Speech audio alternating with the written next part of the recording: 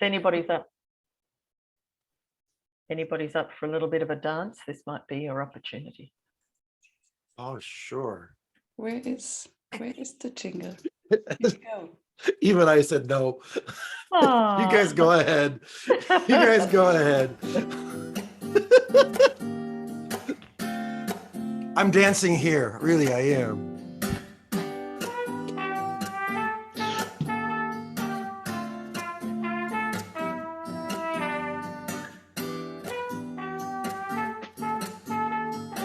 Let's dance into the process.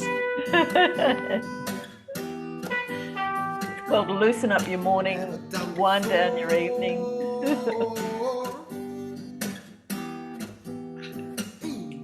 Facilitators greenhouse.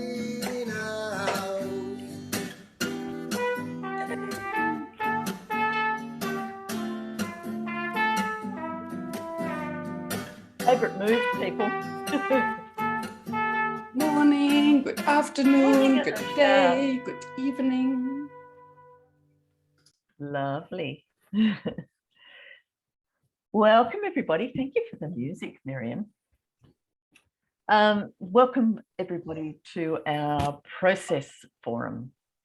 My name is Michelle Howard, and for those of you that I haven't met, it's been a real pleasure to be hosting the Seedlings program.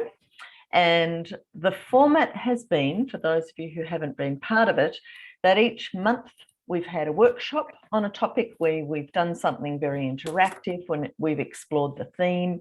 And then 2 weeks later, we invite some guests to come and join us and share their particular lens. So this month's theme has been about process, shape, design of your meetings, workshops, and events. And I am very excited that we've got Miriam and Jimbo Clark as our guests this month. And we've had lots of fun talking about process design, which, you would think, oh, maybe that's kind of, a bit up here. But we've had some really playful conversations about it. And I'm sure that you're going to find the session very creative and very inspiring.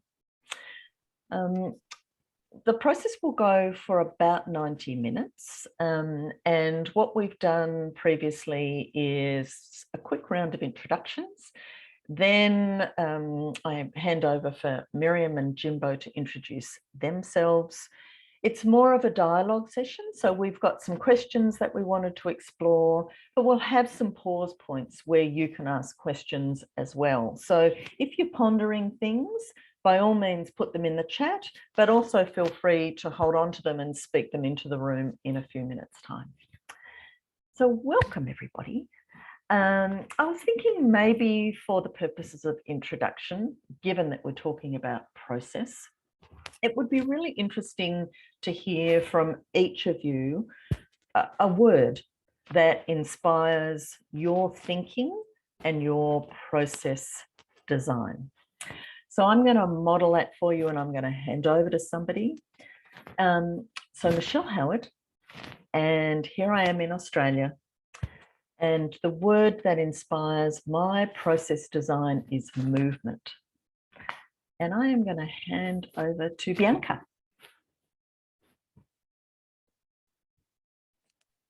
Thank you very much, Michelle. Good morning. My name is Bianca Witte. I'm based in Switzerland, original German. And what inspires me, if movement is in, then I would go for the next one. That would be emotion. And I do hand over to, let me have a look who are we having, Vitaly. Thank you very much. My name is Vitaly. I'm from the beautiful Western Germany. So I would add iteration as a word for process design. And I'll hand it over to Laureline. Thank you, Vitaly. Laureline, based in Sweden, French originally. I would have the word output. And I can hand over to Christelle. Hi, good morning. I'm also from Sweden. My word would maybe be visualization. and I hand over to Jimbo.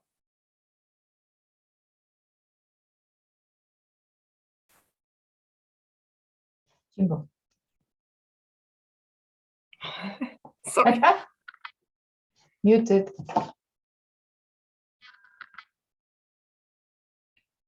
To me? Oh, to me? Does it work now? Sounds more like my, yeah. Jimbo. Okay. Sorry, I pushed my button when I spilled water all over myself earlier. My name's Jimbo. I live in Taiwan, originally from Seattle. And my word is flexibility. And I would hand it over to, and I don't know how to pronounce it, so it's a great way to say it. Miriam? Miriam? Yeah. Be fun to let you continue for a while trying. I know you will, that's fair.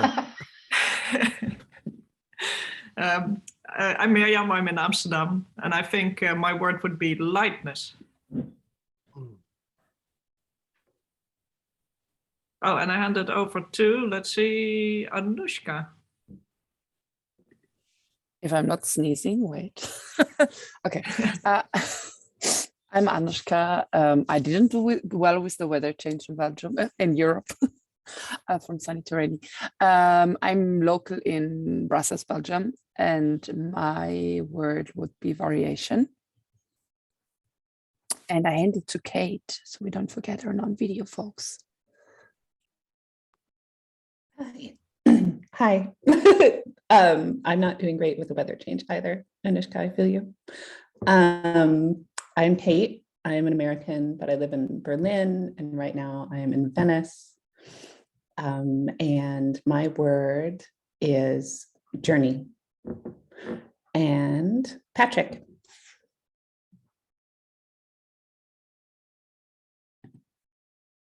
My internet might be a little slow, so I apologize. I'm Patrick. I'm based in the Philippines.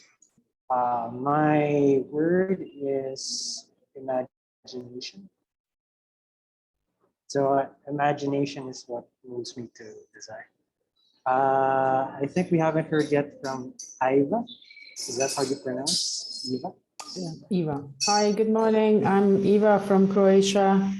My word would be story, a story. And I pass it on to Elske. Hi, good morning. Thank you. I'm Elske from the Netherlands, and my word would be flow. And I'm handing over to Miriam. Thank you. My name is Miriam. I'm based in Amsterdam, originally from Germany, and my word is intention. And I pass it over to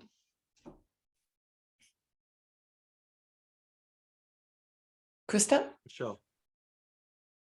No. Michelle, back to Michelle. Woo! Pick me, pick me. That always used to happen to me when they were picking sides for netball, because I was so terrible at ball sports. So I can swim. Thank you, everybody. I would love to have an image of all of that. I've got to play with those ideas. What beautiful, rich words of inspiration around process. And given that this is a peer learning environment, we need to make sure that we draw on all that wisdom from our peers. And Miriam and Jimbo are such an interesting complement on this topic. Their backgrounds are different and yet have similarities, and their energy levels are different and yet bubble at the same time. So we've had a lot of fun playing with this topic. And I just thought, Miriam and Jimbo, would you like to introduce yourselves with a quick reference to what inspires you around this notion of process? What makes it interesting? Miriam, would you like to go first? Thank you. Well, Miriam, host of the Workshops Work podcast, founder of the Never Done Before community, and I don't even know whether I would call myself still facilitator, so it changes on a regular basis. And what inspires me around process I think, is the structure. So I am a creative person. There are always more ideas bubbling up in my head that I can potentially process or realize. So I have to be very strict on the process that I put upon me to make sure that I channel all the idea in a direction that eventually leads to a meaningful output. Yeah, and I pass it over to Jim. Thank you. Maybe just a little, I was thinking about, what inspires me. And I think a lot of that grows out of my past. I think every facilitator kind of has their lineage, as it were. And mine starts with my father, who was a physical education teacher. So he was constantly running activities for kids. And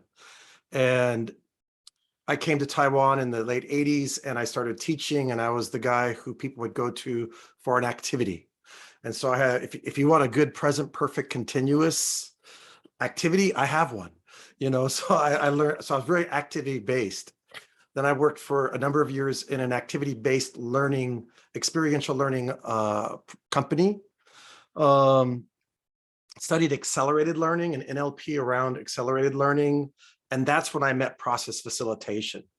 So my background is much more experiential than facilitation.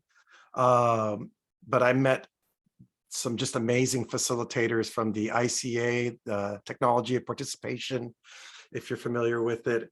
And so what inspires me, I think, is the creation of a container for the aha moment.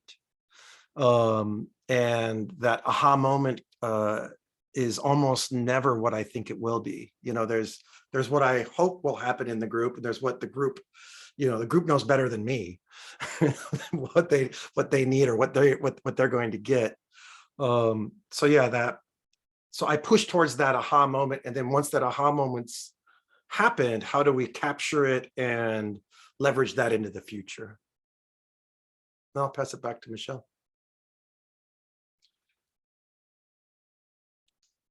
That's a really good launching off point for the next question, because when we had our workshop, we talked about the notion of a shape in terms of a process. And from my point of view, we talked about some key kind of bubbles that we deal with when we're designing a process. We talked about clear purpose. We talked about and connection with purpose. We talked about the notion of setting some agreements around the way that we want to operate. We talked about building connection and relationship. We talked about doing the work. And then we talked about looping back to purpose so that there's a sense of reflection and how we're going to move forward. And that was a shape that we played with and explored. So given what you've just said, Jimbo, and Miriam too, how is it that you approach process design? What would we see you doing if you've got to design a gathering? What if I was a fly on the wall, what would I observe? Don't mind who starts. I just say something that it just made me giggle, because you were talking about bubbles, and bubbles pop. I don't know if you've ever tried to blow bubbles, like chewing gum bubble. If you get too ambitious, it pops, and I think for me as a facilitator, especially when I was first starting, I always wanted to take the group very deep, and I think facilitators, by our nature and by the people we spend time with, it's very easy to want to take people very deep. But sometimes if you go too deep, the bubble pops. So getting back to the process, part of the process is for me to try to understand, especially from the key stakeholder perspective, whoever is going. Quite often when I'm coming in as an external facilitator, there's somebody who owns the process, somebody who has some level of final responsibility. And I want to make sure that the output is something that she can or he can take and do something with. And if you create something too big for them, then it doesn't help. And if it's too small or too fixed, it doesn't help. And so I think the first part of the process is trying to understand what's the practical outcome that is being asked for from the primary stakeholder, quite often the person who's signing the check, or for me, and also has some level of responsibility for the group. So practical outcome. And I would love to add to that, maybe as a compliment, because yes, totally agree. And what I find tricky, and I think this is the place where I start the process and where I find maybe also the most joy and inspiration, is to speak to the stakeholder, to the main client, to understand what do they want, to then find out what is it actually that they need. And very often it's different. And I think this is a facilitative process as such. And then I interview, air quotes, every participant that will come to the workshop. Because very often what I then realize is what they expect, want, and need is again different from what the client has expected or made up in their mind. And it's only through these interviews that I find then the inspiration that would feed into the session, to also give me a sense of how deep is the group actually ready to go, and how deep can we guide them. That feels like that aligns very beautifully with that first bubble, which hasn't popped yet, Jimbo, but may around purpose. So that's a nice affirmation of that. Then what would you do? So if you've got some sense that you've grappled with purpose, what are you then going to do? What's your next step or thought or approach? Go for a motorcycle ride. I try to get away from, the danger for me is I start to ruminate and I start getting in a little circular thinking. And so then I get, maybe, I don't want to quite say the word obsessed, but it's easy for me to get sucked into the energy from the interview process. And so I tend to, the next part of the process for me would be to take a break from it and to step away a little bit, get some perspective. I'm so envious. I approach it the entire opposite way. So I just draft something. And those of you who know me a little bit in my way of working, I tend to do too quickly, and then I take a step back. But this really helps me in my thinking process. So I would just map out, I go in Session Lab, I love Session Lab, and then just draft an agenda or a flow, how it would, how it came to being, and to take some inspiration from the interviews. And then I put it away. And then I kind of just let it sink, but I need to have this kind of messy, usually there's too much stuff in there and too many ideas. And then I step back, I let it sink and let all the kind of synapses link to each other. And then I would go back and think of the best perfect outcome that I would like to achieve, and then backward engineer whether the before last exercise would actually lead to this outcome, and what do we need in the exercise before to get to the outcome that would then lead us to the result. And I'm so jealous of you, because what happens when I finish my motorcycle ride and everything is I look at everything and go, gosh, what I thought I had a plan. What was it? And so I should probably do what you do and write some notes. I think the other thing that as I'm thinking about it from a linear standpoint, the other thing that I would always make sure that I do is I want to be clear on the practical outcomes, but I also want to be clear on the experiential intent.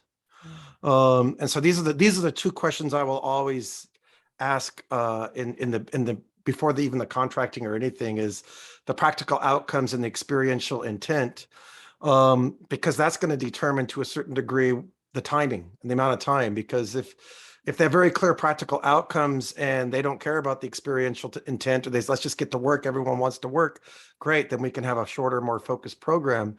But if they say, well, this team doesn't really know each other, and we want to give them a chance to get to know each other, and it'd be nice if we could go outside, would be good, and suddenly all of a sudden all these little experiential pieces, which can be very, very critical to the overall outcome and the getting of things done after the program. So then I'm constantly trying to blend that experiential intent with the practical outcome, because if you get one or the other, but without both, then it's I wouldn't feel good at the end of the day. I would have that feeling of, and not to say that's a bad thing, because it happens often enough, but when you've hit it perfectly and you hit the group and you end up with the results that you want, and when you don't. And usually it's when I focused on one or the other at the expense of the other. It's a really nice reminder of what we talked about in the workshop, and those of you who are there remember we talked about the head and the heart, and the head being the focus on outcome and being driven towards achievement and closure and delivery, and the heart being the work that we do to maintain the health and the well-being of the group, so that when we step back as facilitators, then the group still has the glue and what it needs to be able to work together to implement the outcome. So I really love that those two things sit alongside each other, and we have to be mindful of both.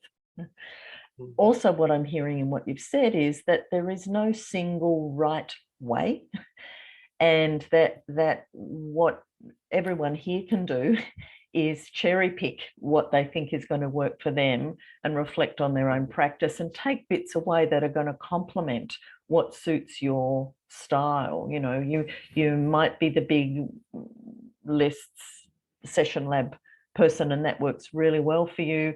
You might have a brain that is very visual and you need to draw. Whatever those things are, to find what suits your style, I think is really important, not to just adopt something else someone else says is a good idea. Yeah. And maybe to add one practical thing, what I like to do is I would color code the exercises or the steps we're taking throughout the flow, so that I would distinguish between something that is one directional, such as explanations or content. And then there's small group exercises. So when is the group breaking out? And then there's kind of debriefing, large group sharing, and energizers and breaks. So I have 5 colors. And then if I look at the flow from a bird's perspective, I see, is there enough variation? Is it too speech heavy, maybe too much breakout, maybe too much sharing, so that I get a feeling of where the group also goes energy wise? Because I think if we have too many breakout sessions in too little of a time, this can be as draining energy wise as too much input and one directional content talk. Can I build on this? And I guess it's coming back to this notion that everybody has their own style and approach, but I'm wondering whether for both of you, and that every situation is different. And I think that's the challenging thing when we're trying to learn about process. There is no one approach. Every session we run is very bespoke.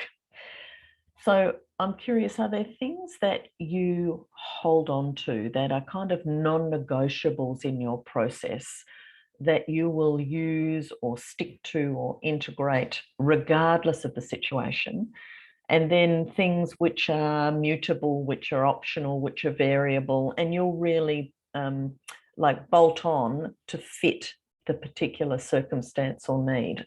What are the negotiables and the non-negotiables when you think about process? Love that question. A definite non-negotiable is participation. So breaking the group into smaller groups and to really get them to mingle and to have this randomly. So I love online facilitation for exactly that purpose, because we have the random allocation of the breakout rooms. And I think this just democratizes the entire process. So non-negotiable is to flatten the room. So no hierarchy, every voice is just the same. And constant reshuffling of the group so that everyone gets to speak with everyone else. Negotiable are the tools to some extent. So sometimes I love to work with online whiteboards, but only if it's needed. And I would love to say that I'm varying the tools depending on the purpose of the session. And I think there's so many now different online video conferencing tools. I would love to play more with which one to choose depending on the intention of the session. But unfortunately, there's very often just a restriction from the client side. Thank you, Jimbo. Yeah, for me, when I think about non-negotiables, the first one that comes to mind is my energy is non-negotiable. Me going to bed early the night before. So like when I have a full day session, especially because I live in Taiwan, you know, in the before days when we used to travel to do and used to meet face to face, 90% of my work was away from home, and so I would eat in my room and sleep at 8 o'clock. And I would always think that I am the person who has to be here with all of my energy, and so that's the non-negotiable for me, is I have to care for myself in a way where I can bring it. And if I'm in the midst of a high season of work, which usually, I don't know about other people, but my work tends to be very, very seasonal, then self-care becomes even more important. My second non-negotiable, which I'm not as good at, but I try really hard, is to fall in love with the group. And so as I am walking into the room, my mental approach is, how can I love this group?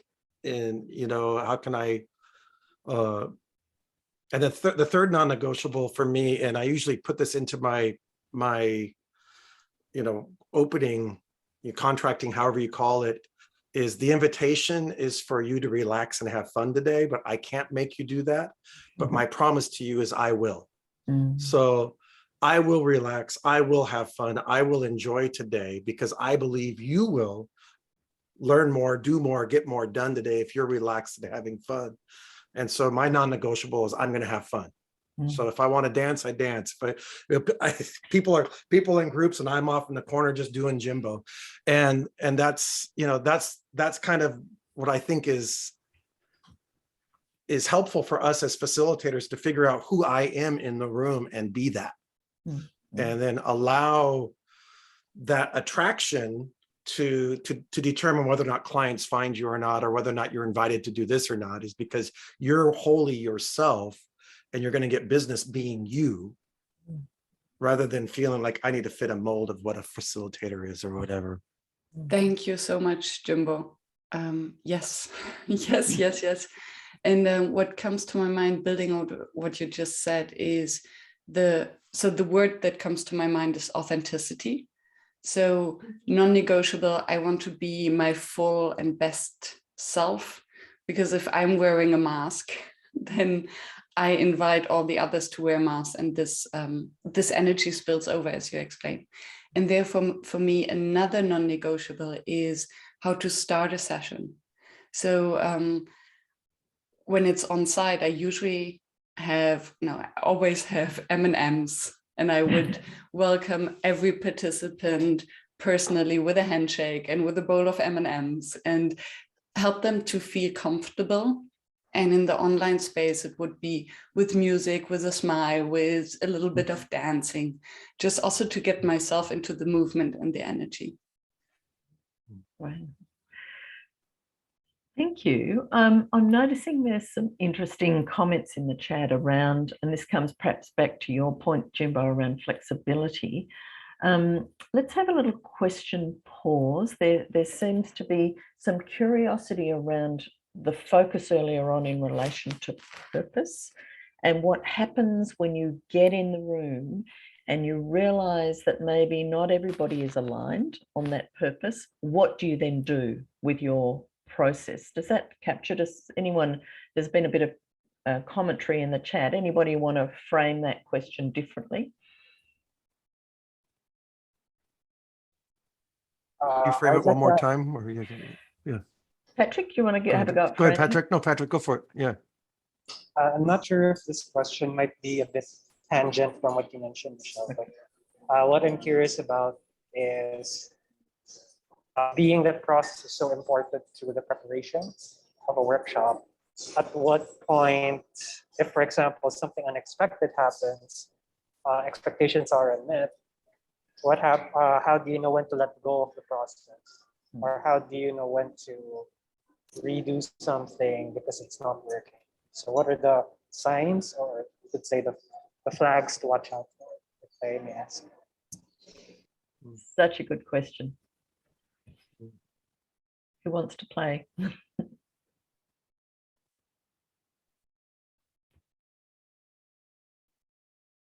Ooh, that's a hard one.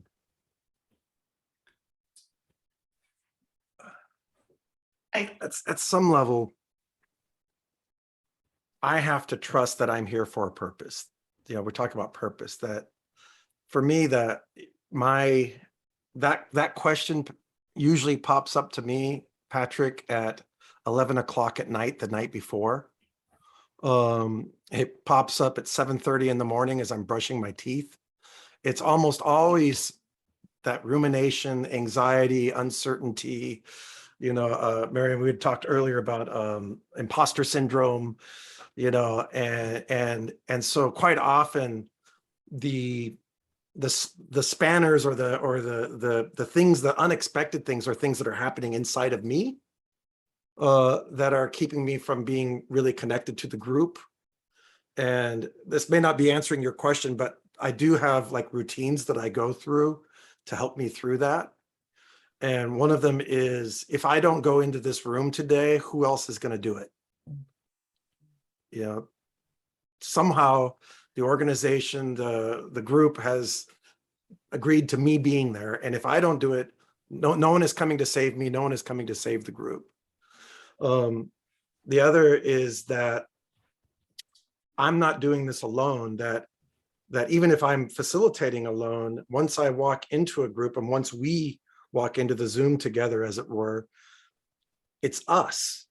You know, it's not my wisdom, it's not my ability, it's ours. And so do I trust the group?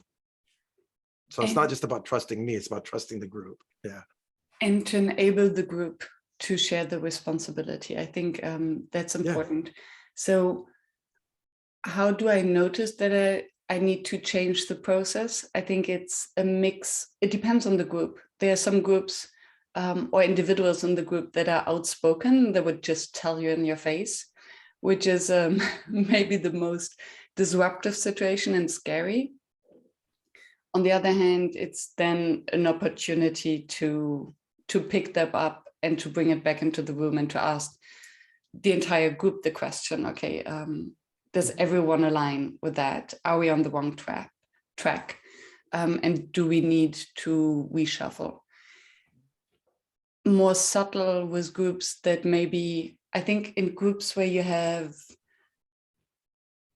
a lot of power differences or hierarchy, these would be the group where the participants are less outspoken, unless it is the client directly who says, I don't want that. Happened to me recently, which is then different, because then you have, as a facilitator, to decide, okay, am I going with the client? Am I sensing the group? Am I asking and inviting the group? And who's going to save me? And And so in the situation where there is a lot of power difference or hierarchy, and then I would sense that something is off.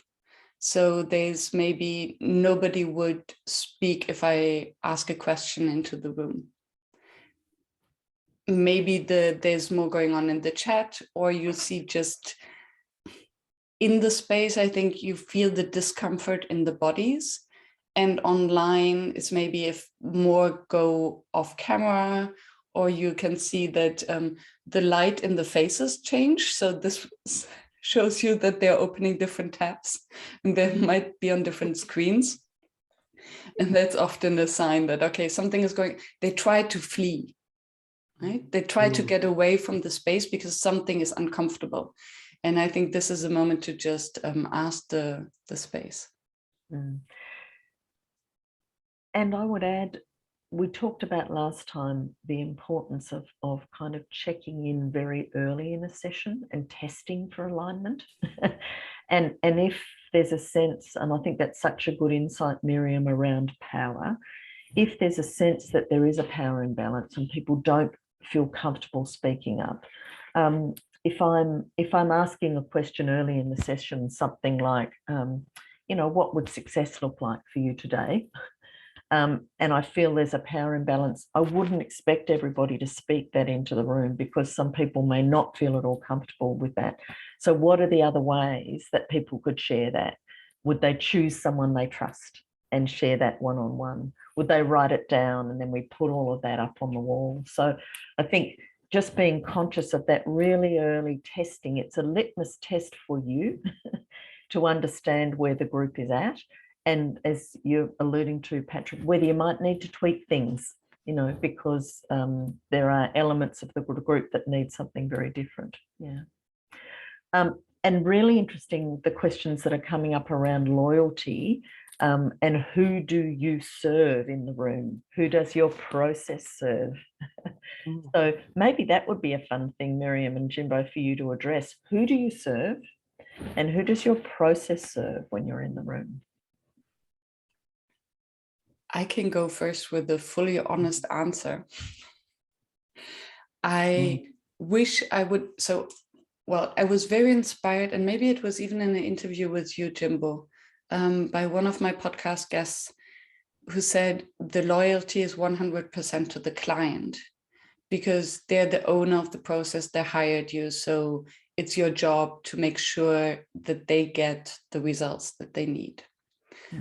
My very personal problem is that I feel empathy with the group and I feel in service with the group.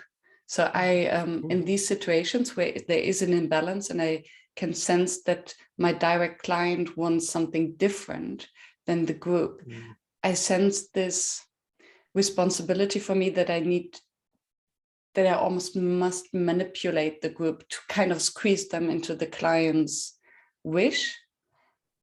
And I'm not good at that. So although I envy those who can be in full service of their clients, I tend to be more in service and have loyalty to the group.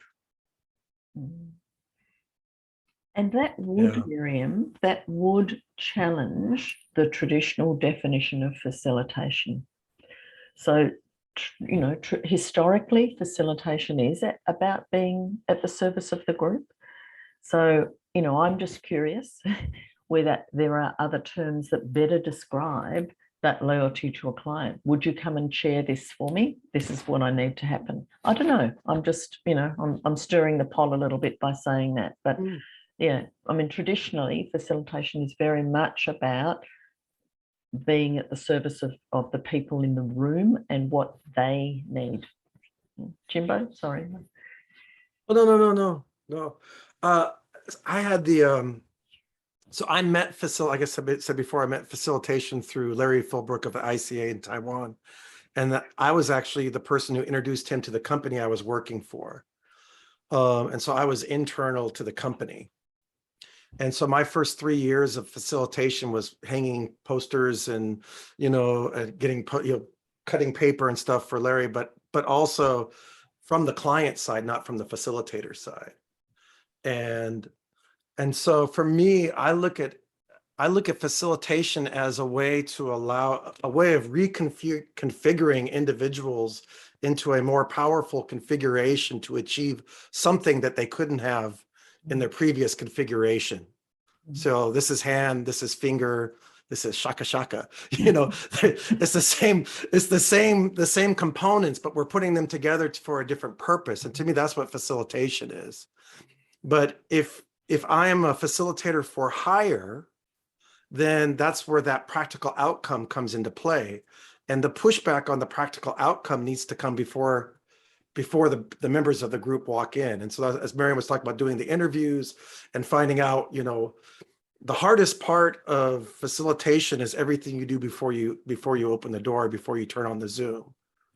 Once you're in flow with the group, and once we are a group, it will have a beginning and it's going to have an end.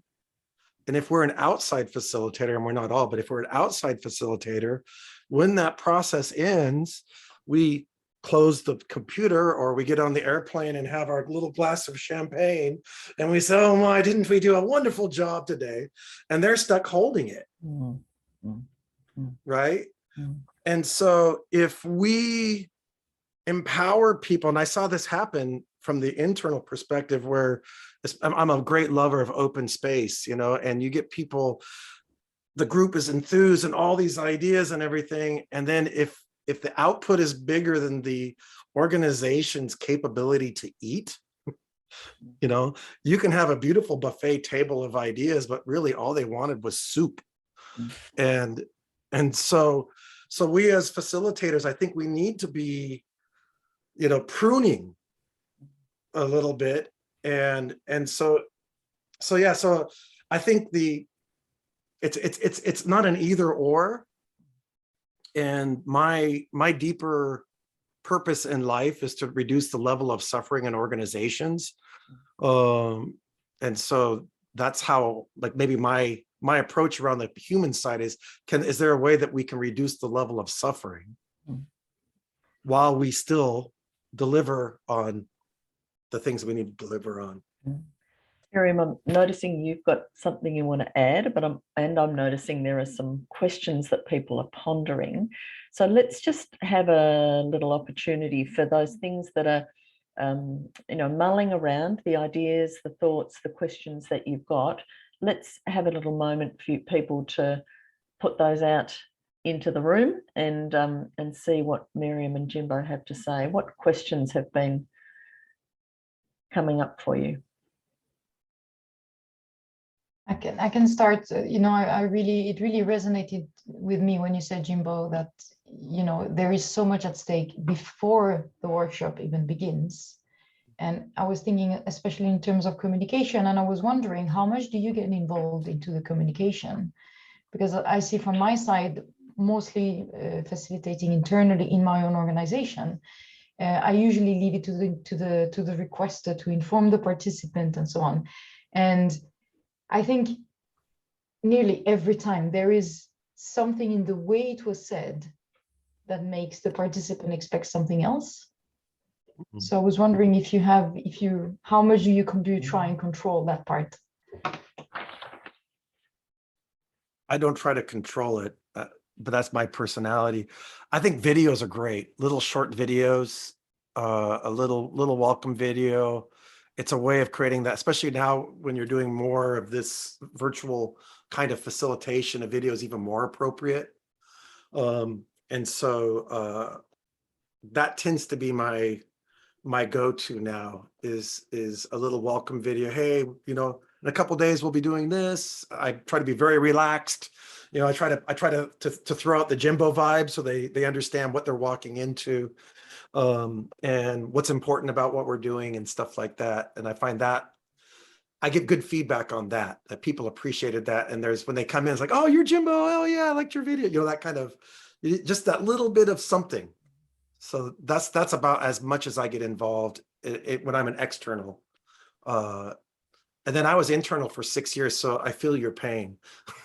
It's, if you have any, but I felt a lot of pain as an internal.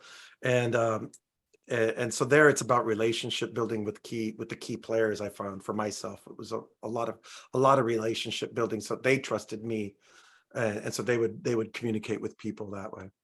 And to build on that, I think the video or sharing something with the group beforehand, video in the best case, or second best if you don't have time to talk to all of them personally.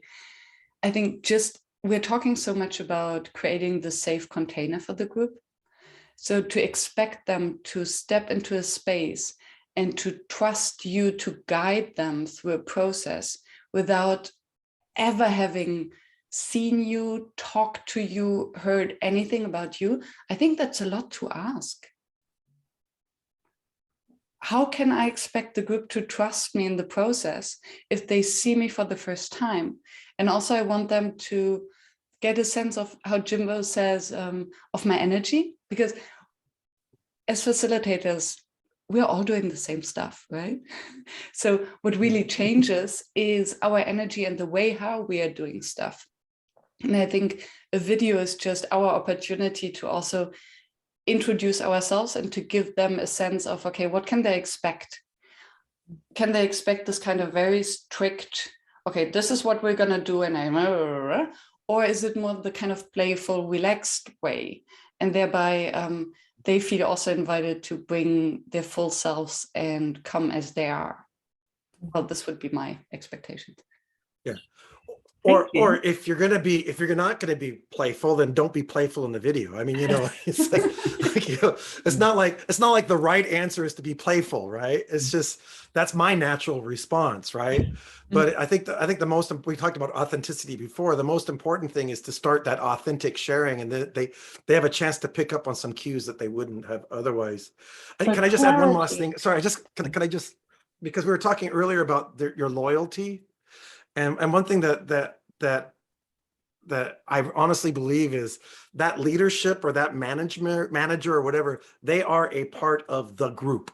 So when we say the group, the group includes those people too. So it's easy to see them and us, but I think that's buying into a power dynamic that as a facilitator I can choose to not honor, maybe honor is not the right word, but not perceive, and instead look at them as humans. And so what I hate is before a program, when someone says, okay, so let me tell you who's in the room. Oh, we've got this person, and oh, they're really, and I say, no, just stop. I don't want to know their positions. I don't want to know any of your opinions of them. They're human beings. They're coming, they care enough to be here. Let's just treat them that way. And you can surprise me later with who you thought was the bad person. So the importance of the invitation, I think, is emphasized there. And the other thing that I'm thinking about as you speak is there's always the opportunity from the beginning, from that investigation of purpose, to ask the client or the sponsor to what's the quality of experience that they want to create for the people that are turning up. Because then what we're doing is flipping their lens, that it's not just about them. It's actually also about the fact that they are hosting and they are inviting people to come, and what's the quality of experience that they want people to have. So isn't it interesting that all of this stuff about process is starting way before anything's ever happened? Oh yeah, and we haven't even talked about process. No tools or techniques yet. Another quick question and we'll keep moving. Anyone else got a question that's been bubbling away for them over the last half an hour or so? Yes, no. I know that one of the things that you have both referred to is virtual facilitation, so online and in person. What are the differences that you've observed in relation to process online and process in person? Can I tell you, I had the worst experience of my life yesterday? Yeah. Almost like one of the, okay, not the worst experience.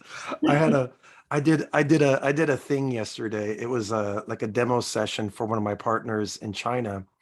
And everyone's locked down now for the first time. So as you're coming out and feeling the fresh air, they're a lot of them are really locked in for the first time. So they're new to virtual. And in the culture there, they just don't turn the cameras on. had 60 people and I had 7 cameras on. It was all the people from my partner's organization. And I begged, I pleaded, I cajoled, I asked people to raise hands. I did little finger things, give me a count, you know, how confident are you of this? Raise your hands, you know. And I thought the entire time, especially it was 90 minutes, no, it's 2 hours. Towards the end, I thought, man, I just failed. This was terrible. And at the end, when we did the checkout and the way we did the checkout and then the follow-up, miracles as usual. You know what I mean? It's like I had the terrible experience had nothing to do with them.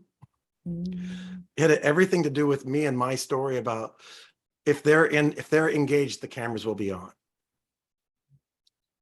If they're engaged, they'll when I say write something in the chat, they will. If they're engaged, you know, so I have all of these judgments for them as participants. And maybe I just need to let go of what I expect from them and you know, again, bring me fully to the group rather than me being a bit judgmental or unsatisfied with their performance. Yeah, so virtually, so anyways, that can't happen. That can't happen in the real world because people's face shows up, you know, and their bodies show up. You wouldn't facilitate a whole lot of people with them. Well, you do boxes over their heads. You do that. Hey. That's true. But 2 things come to my mind regarding the video. I hear you so loud and clearly, Jimbo. What I would change the way how I set up my screen online facilitating. So if many have their cameras off, I would maybe put it on speaker's view to see one other person who's actually there on camera so that I have the impression that I'm talking to someone. Whereas usually if the majority has their camera on, I would have the gallery view because I want to talk to all of them. And then I get these clues and feel the energy. Also, what I realized is that, well, I always start with a turn to your neighbor moment at the beginning of a workshop. And from my experience is that when they go into the breakout, the one-on-one, the cameras are off. When they come back, the camera is on. Just because it's a matter of courtesy that if we are one-on-one with someone, we turn the camera on. And then either they forget to turn it off again, or they just see how nice it is actually to have this human connection. So that's my trick to go around that. And then to come back to the question about process and the difference in process, I realized that online, I have less opportunity for this nimble facilitation. Yes. So if I need to change something in the process, I have to send them into a breakout session, come up with a question to get them to discuss, get out of my way to have some thinking time to then readjust. But for instance, if I have prepared a whiteboard beforehand in an entire process, it's very difficult to actually change that on the spot. Whereas on site, I would pretty much go with the flow and sense the group and see, which sometimes is a trap actually, because I also learned that very often it makes sense to just trust my process because I have thought about it, I have discussed it. So, and sometimes it just needs a little bit more leaning in and to go through the messy middle of, oh, it's falling apart, before it's coming together.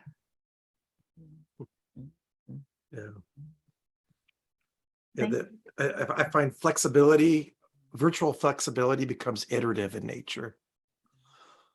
So it's so hard, like you say, it's so hard to make a change in a session, but it can become iterative. Okay, next time I'll do this. Next time I'll remember this. So what I by nature don't normally do, but now I've learned to do virtually, is at the end, I go back through my run through and I start making adjustments because I know next time I have something similar, I'm gonna say, what did I do last time? And I'll look through it. And then if I don't make the adjustments to the reality of what happened, And so flexibility becomes iterative. And then when it comes to like face-to-face and virtual, so I've been kind of lucky in Taiwan. We've been able to have face-to-face programs pretty much mostly throughout COVID. And where I'm coming out of this now is how can I leverage whatever unique strength the platform, whether platform is physical or virtual, or as you were saying, Miriam, I'm in Zoom or I love Topia or whatever, you know, you want to find that becomes a part of the process. The platform becomes a part of the process. And if you think about it, at least for me in that face-to-face life, I mean, I would get on it for some programs. I would fly to the hotel and make sure the room is okay, make sure where we're having dinner. It's a 3-day program, you know, and because the place mattered, the space mattered. I would get into the room the night before and hang up my posters. I would get into the room an hour earlier to make sure the air conditioning's on or the, you know, the sound works. Now we need to do that for the virtual world too. And so we just need to find what are those things that work so well virtually that are going to play into this process, because we're still trying to drive outcome and experience. And so instead of bemoaning the fact that I can't do this, or you know, how can I leverage the best here? And then now that some of us are going back into face-to-face, how do we take joy in packing the suitcase? And, you know, I'm flying tomorrow for the first time in 2.5 years, and I don't really want to, you know, but you know, how do I take advantage of the strengths and the beauty that that's going to give? Yeah. One thing to add, I think, is a pace. So the process online is much faster for me, at least. So the longest period of time that I would ask a group to spend on the same thing or in the same setup would be maybe 15 minutes. And then I would constantly kind of switch between large group, small group, different groups, different questions, different activities, because the level of distraction is just so much bigger. Whereas in an on-site, I avoid to say face-to-face because I have the impression we are face-to-face right now, right? Yes, this is face-to-face. So yes. In an on-site setting, I would never ask a group to do something for 5 minutes only. Well, unless it's really a turn to your neighbor, literal turn to your neighbor moment. But otherwise 5 minutes are too short. So everything is kind of slowed down and has a different pace. And then you need also different movement if you want to mix the group around. So how do you set up the space? Where do you want people to sit? How do you flatten the space? Actually, I think flattening the room is much more difficult in an on-site setting because there's so much more going on. And it depends also just on the architecture of the space. So if you cannot move the chairs, or if you have these big walls or no windows, how can you deal with that? Yeah. I'm going to jump in because I'm just aware of time. Very quickly, hybrid sessions, what's your view about those? Can they be successful? Thank you, Bianca. A few people have to get on with their day. Thank you so much. Hybrid sessions, can they be successful? Any tips and tricks around hybrid? Nope, can't work. Don't even start. Next question. I don't believe in hybrid either. I honestly don't believe in hybrid. I think it's all in or all out, although we have to be clear on what we mean by hybrid.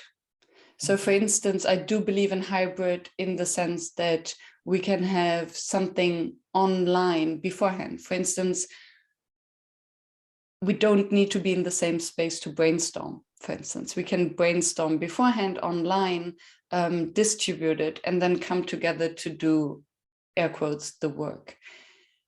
To have sessions that are really in the flow, connected, flattened, where every voice is equal, where some are in the same room and some are online, I think is almost impossible. And it depends on the purpose. So if it's more conversational, if it's short and very clear on what the outcome is or what the topic is, if it's less exploratory, less participatory, creative, can work. But if for a fully emergent experience for the entire group, I think we need to be in the same space together. Can I respectfully disagree? Yes, please. Because, yeah, no, I think it's just we're not good at it. That technology, it's a different technological question. It's a different setup. It's a different structure. It's a different design. But I honestly believe that hybrid can be fantastic. It's something we have to learn how to do, and we have to learn how to get better. 2 years ago, people said, well, we can't do this virtually. Guess what? You can. Oh, we could never do this in Zoom. Guess what? You can. Oh, we could never do that. Of course you can. We are, used to be, oh, we have to have a 3-day offsite. We couldn't do this unless we go residential. We got to go, we got to go off to the beach somewhere if we want to have this. No, you can do this. You know what I mean? So I can say that I can't do it well, but I do have friends that do it well. But they do it well because they invest in the technology, they invest in the time of programming, they invest in the pre-work, what's synchronous, what's asynchronous, they invest in getting people up to speed on it. Yeah, so. Thank you. Okay, I am going to dive in. Yes, you are. Sorry, because we're running really out of time. And there's a couple of things that I wanted to quickly explore with you. In a couple of words, favorite tools and techniques. What do you really love working with? What do you fall back on? What really serves you well?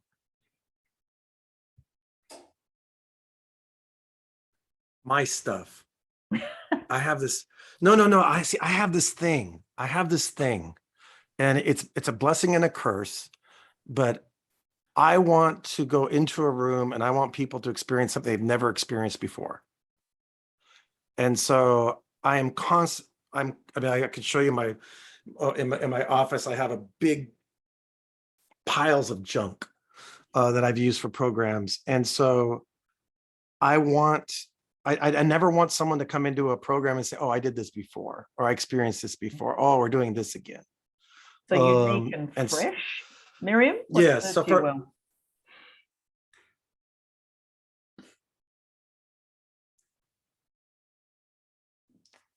it's difficult to tell, especially after Jimbo's kind of clear thing. I tend to have the same expectations to wow the group, but then what are the things I fall back to? It really depends. I think I do have a few favorite exercises, like a question brainstorm that usually brings out new perspectives and lowers the pressure to come up with fantastic ideas. Or a pre-mortem, what can we do to fail for sure, and then turning it around. So it's less about the tools that I'm using, like Jimbo with the box, but it's more how can I reframe an exercise to put their heads upside down and to challenge their thinking. That's what I fall back to. We talked about what we learn when things go wrong. And I think I shared with the group in the workshop a session that I ran where I had probably half the room turn up and just refuse to participate. They wanted to do something completely different. And I end up running 2 kind of parallel workshops and Zooming, running between the 2 was in a physical space. So could you share a time where your process didn't serve you, where it wasn't working, where the flow wasn't flowing? What did you do? Can you share a time when things just went pear-shaped? Yeah, I got a lot of those. It doesn't have to have a happy ending, right? No, it doesn't have to happy. It can be a crying into your whiskey later. Oh yeah, for sure, crying into the pillow. One was I was working with a leadership group, and I had a person that challenged me, and I came back a little harder than I normally would have because of the way they challenged me. And then throughout the morning, I noticed that this person, every time that they were in some kind of pair work, they would share what they wanted to share. And then as soon as they were done, they would ignore the other people in the group, and they would go, they had an iPad and they were like doing something on the iPad. And so then, and that's part of why I kind of can't push back harder, because he'd already kind of, and throughout the whole morning, I'm just like judging. And then like in the afternoon, the person who hired me for this program shows up and, how are things going? And I said, oh yeah, it's really weird. This one guy's he's just being really harsh. She goes, yeah. So, oh my God, he complained to you about me, didn't he? Yeah, he's your boss. Yeah, and what it was he was an American living in Macau who had a wife that didn't speak Portuguese or Chinese, and there was a broken pipe in their house. And so he was trying to frantically care for his wife while he was trying to be in the room. And so he was trying to do both. And so because of me judging him, I snapped at him. And because of me snapping back at him, and so it was that whole sense of, who am I to say that you need to be something in the room that you're not? And can I just love you for who you are? And so, yeah, that was definitely a time where I blew it. Yeah. Thank you. But sorry. Let me just say how I made it right. I did apologize to him, but then I also apologized to the group. I thought, before this is over, I have to make this right to the group. And so I had to apologize to the group. I still cried into my pillow that night. Thank you for sharing that. And I think it just shows how much is going on in our own head, and how easy it is to be triggered. And we can be facilitators for such a long time, and still we have these trigger points, and something happens and boom, animal instincts are coming out. And I had a session that I'm thinking of, 2 sessions that kind of failed, or where I was not happy with how it went. One was similar. I was very excited about the session. It was very important for the client. And I got the briefing that we have to loosen things up. So I did my kind of exercise in the morning to be in my best energy. And then I think within the first 5 minutes or so I sent them off into the turn to your neighbor thingy. And then I got the first messages, Miriam, we need to stop that. This is not, this is too woo-woo. We don't need to talk about why we're here and who we are. We all know each other. So I got this pressure. And then I got all these messages in private chat, like, Miriam, stop being so, it's too happy, too joyful. Take all the noise out. So I felt so judged, and not being, that it wasn't okay to bring my full self, that I was holding back. And suddenly everything that I was saying, and usually I wanted to motivate the group, so I would cheer them when they shared something. I would appreciate and acknowledge what was happening. And suddenly I found myself holding back.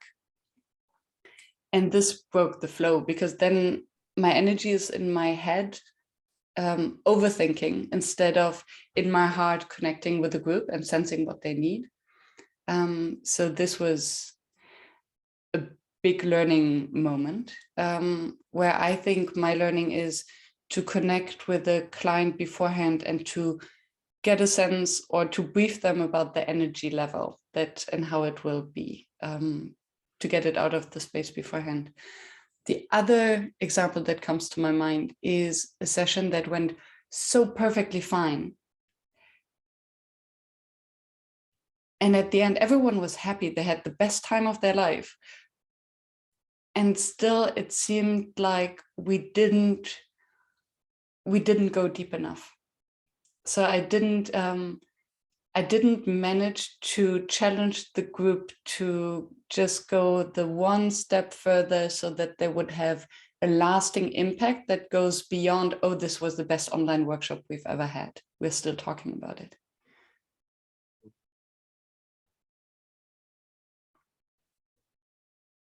And what did you take away from that?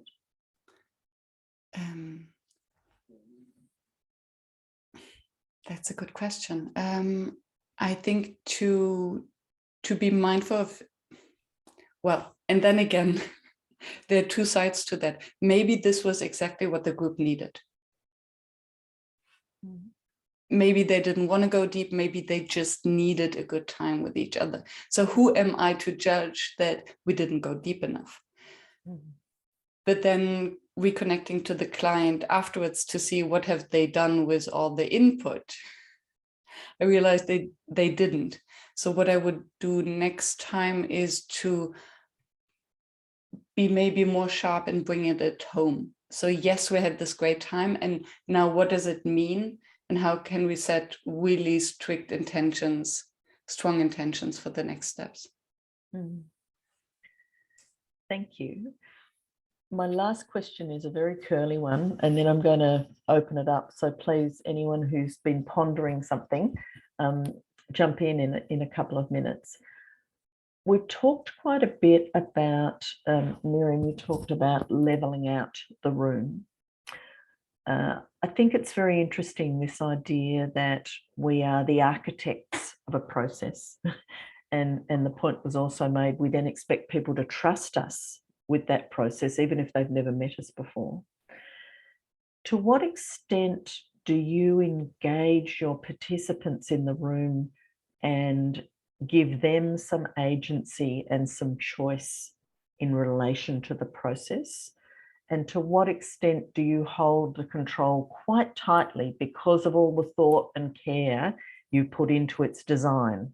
You see what I'm saying? So where along that spectrum of controlling the process and letting go of the process do you sit?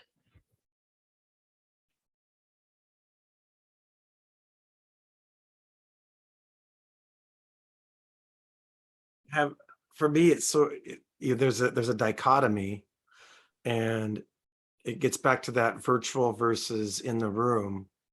In the room, quite often I would put people into groups, and they would start working, and within 2 minutes I realized, oh, I asked the wrong question, or half the group is lost, and and I would take out my magic whistle and say, hey, time out, let's do this, let me explain this one more time, and let's spend more time here, because there's 1,000,001 input data points on how the group is doing. And virtually, sometimes that 1,000,001 gets shifted to 2 or 3 data points. It's like there's so much less to go on. And so I think virtually, it's almost like, oh, this is embarrassing to say, it's almost like I don't want to go into the breakout rooms because I don't want to know how it's going. I just want to think everything's fine, and I'm going to sit here and I'm listening to my music, or maybe talk with the my co-facilitator, the host of the company or whatever, and just, oh, please be good, please be good, please be good. But I don't want to know, right? And whereas when you're in the room together, you know instantly. And so I tend to be much more of an alchemist in the room. And I tend to be much more of, a strategist, and I've got my timing sometimes down to 2 minutes or 1 minute, and this is structured so that my producer knows when to be awake to put them in the break. It's really hard to make things, those kind of changes on the fly. So it really is a bit contextual. Yeah. Miriam? Same here. And I feel you so badly when I think it happened to me a few times only that I would go into the breakouts with camera off and microphone off, just to be the fly in the wall. And I would tell them that before that I would jump through the breakout sessions. And it feels, so this urge to jump and say, no, this was not what you were supposed to do.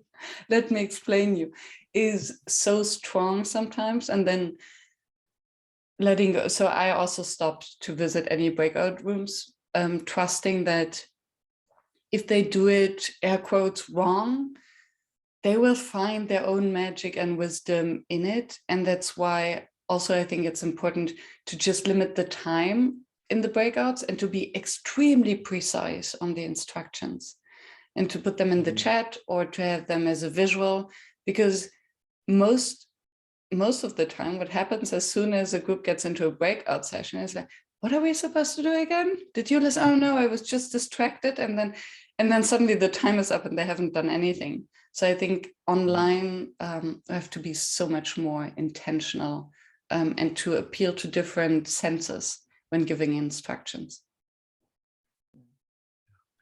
And just one thing, just a hint around that. What I like to do before a breakout is I say, in 1 minute, 1 minute from now, I'm going to put you into a breakout. I'm going to ask you just to write some notes about what you'd like to share with a pen and paper. Love that. And then all of a sudden you see people go, what was the question? and it's great for them to ask you as opposed to ask each other when they get in the room. And then because they've written it, you know, if you could see my room here, I've got all these little posts. If they've written it down, then when it comes time to share, there's something top of mind for them to share. And it makes it easier for them to start rather than feeling like they need to fill the space with, hey, how's the weather and stuff. Perfect hack. Thank you. I want to offer a little reflection on that control versus kind of delegation idea.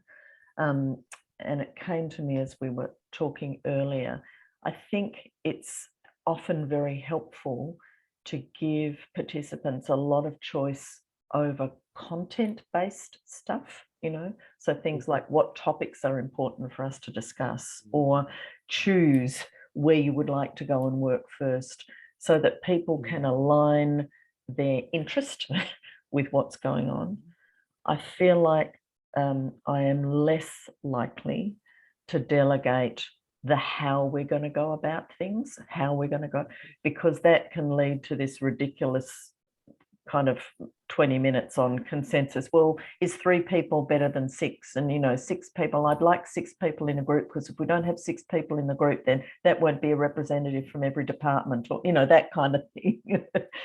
Yeah, so when I think about that, I think about allowing a level of agency over the content, but trying to honor our experience as facilitators when it comes to the how, to the process. Yeah. Yes, +1, especially because I think if we allow the group, or if we're asking the group about process questions or the how, we allow them to doubt us being in control and holding the space and guiding them.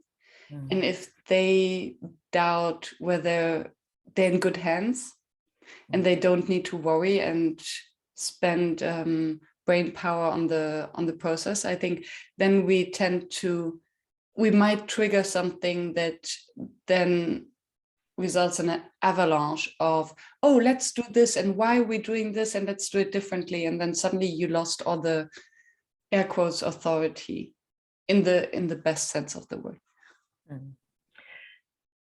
Thank you. I'm just wondering what questions have bubbled up for people before we close. Have you got things that you would like to explore in a bit more detail with Miriam and Jimbo? I'm noticing Patrick does. Has anyone else got things that they would like to? Patrick, I'm going to give Elske a turn and then I'll come back to you if that's all right. Elske. Thanks, Laureline. I'll be first then. Yes, please. And then Patrick and anyone else. Just a question about those interviews you do on beforehand. What if you got 50 or 80 people in the room? You do interview them all, or what do you do then? With such large groups, I wouldn't do interviews. And I think with such large groups, it would be a different purpose. I would send questionnaires. Questionnaires with 3 guiding questions, and they're usually turning around, how do you perceive your role? What is the purpose? And if you would wake up the next day and think this was a total waste of time, what must have happened? That's good. You learn Yeah, so much from this question. Everyone. They will tell you everything that went wrong previously, and then all you got to do is, oh, let's avoid that. Thank you. Beautiful. Patrick, what was yours? Thank you. I think Jimbo wanted to say something. Awesome. No. I realized the next question I'm going to have a better answer for, so I'm just going to. You go ahead. Okay. What was yours, Patrick? Mine is actually a bit of a bigger picture question, and maybe even a bit contentious. Do you foresee a possibility of a future wherein the process of facilitation can be fully automated? It's actually the technology, the one facilitating, rather than the human being there. Because I remember, Miriam, when you recommended warm space as a way for us to work with our bodies, that was fully facilitated by just the environment, by a voice.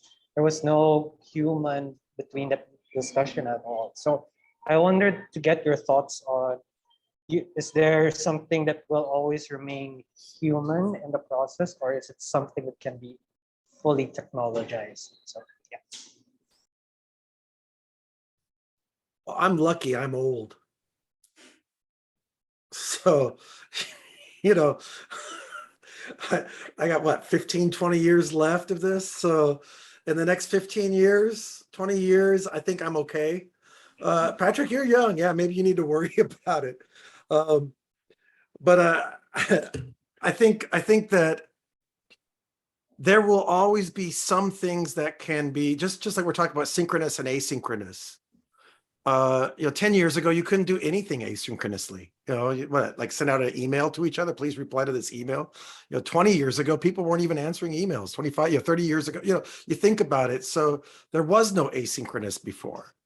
There was no chat. Right now everything's hive mind, WhatsApp, WeChat, whatever. So that's changed how what we need to talk about in the room, because we're talking about things in a different way outside of the room. So will there become better ways of capturing people's thoughts and putting them together and getting the preparation for something? Sure. But will every client or will every case want or need that or be able to afford it? Probably not in my lifetime. That was right. I did have a better answer for that question. You always have good answers, Jimbo. I was thinking of different use cases. So yes, in the first best scenario where we have AI that can read body language and whether we are looking at someone and natural language processing tools on what words we're using and thereby guides us in the direction. Oh, wonderful. I want to be this AI, right? Until then, and I think this will also be after my lifetime. Until then, I think what we tend to underestimate is, and we spoke about that, so maybe we don't underestimate it, is the energy we are bringing into the room as facilitators. So yes, we're doing the same things, we're doing them differently. Our energy spills over to the group, and this has an effect, and in best of all cases, has a positive effect. So I think to fully automate a group process will be difficult.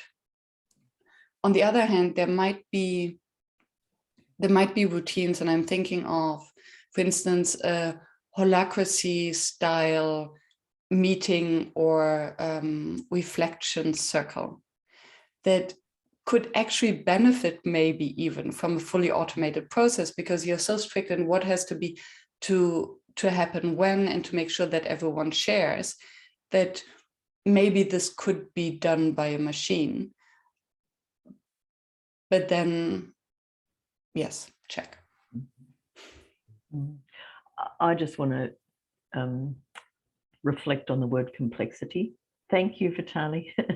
and I'm reminded that when they were trying to work out safety with electric vehicles, they put a kangaroo in the way of the electric vehicle, and it couldn't cope. The electric vehicle couldn't cope because of the randomness and the, you know, the complexity of that movement. So that makes me curious about, as people are saying, what we bring, but also what we respond to, and how you would actually manage that complexity.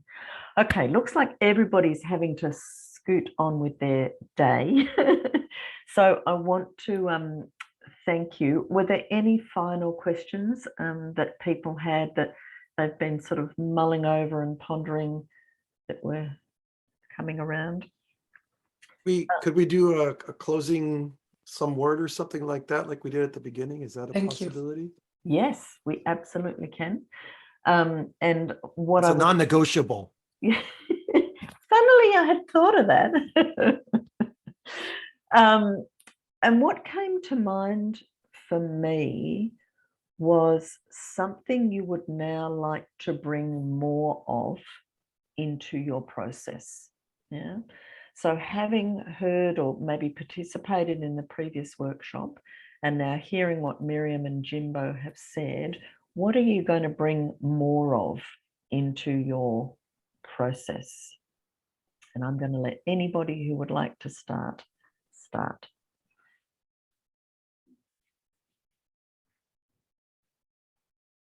Can I share a learning I've made today? So I facilitate within my company, and that's only part of what I do. And this morning, I realized that when I get asked to facilitate a group where I don't know the people, I tend to present myself and, you know, interact first to make them aware of who I am. But I realize I don't do that as good as I should have. If I know the people, because, you know, they know me, ha ha ha. But then I guess some of them might know me as the technology specialist person, not as the facilitator. And that's maybe why I sometimes don't get the authority of facilitating the session, because they kind of struggle with why she is doing all these things. So that's a lesson learned for me today. More of your authority. Yeah. Who am I today in this session? Yes. Yes. Yeah. I am just noticing we've got a minute to go, so just a short response would be beautiful. Thank you, Christelle. More of, what are you going to bring more of to your process? I'm going to bring more of a slower pace into sessions. And have to negotiate it on beforehand, I think, because they expect the fast pace. Yeah. I'm going to bring more structure to the early stages of the design. Instead of before I ride on my motorcycle, I'm going to do a quick design beforehand. Patrick? I'll bring openness to change, openness to what the future brings.